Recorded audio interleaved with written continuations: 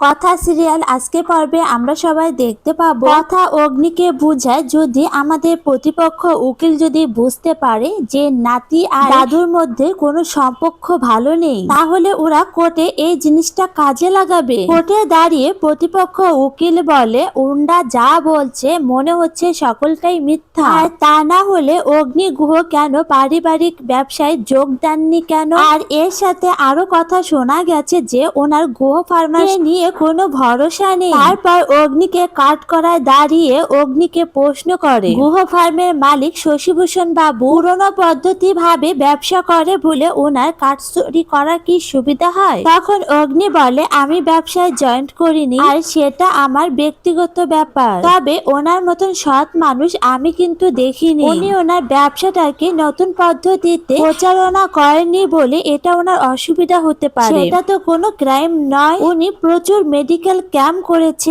আর এখনকার যুগে একটু পাবলিসিটি হওয়া ওনার উচিত ছিল, তাহলে কোর্টে এসে ওনাকে দাঁড়াতে হতো না। কথা এদিকে খেয়াল করে প্রমিত উকিল বাবুকে ইশারা করছে। তারপর শশীভূষণ বাবুর কর্মচারী কোর্টে এসে বয়ান দেয়। তখন বিপক্ষে উকিল বলে এরকম বয়ান তো প্রচুর টাকা দিয়েও কেনা যায়। এদিকে কথা লক্ষ্য করে দেখতে পারে যে কোর্টে বোতলটা পেশ করা হয়েছে তার লোগোটা পুরোটাই আলাদা। তারপর কথা ছোটকাকে বলে তাড়াতাড়ি একটা বোতল অ্যারেঞ্জ করে। অন্যদিকে দৃষ্টিহীন সাক্ষীরা সত্যি সত্যি অন্ধ কিনা সেটা পরীক্ষা করার জন্য একটা লাঠি নিয়ে তাদেরকে কথা আঘাত করে, আর সেই লোকগুলো সঙ্গে সঙ্গে লাঠি ধরে ফেলে। আর এর জন্য কথা পুরো বুঝে যায় যে এই লোকগুলো মিথ্যা কথা বলছে, এরা আসলে অন্ধ নয়। তারপর আসল লোগো সহ বোতল কোর্টে পেশ করা হয়। তারপর পিয়া বলে প্রতিপক্ষ কোম্পানি আমাদের কোম্পানিকে বদনাম করার জন্য ক্ষতিপূরণ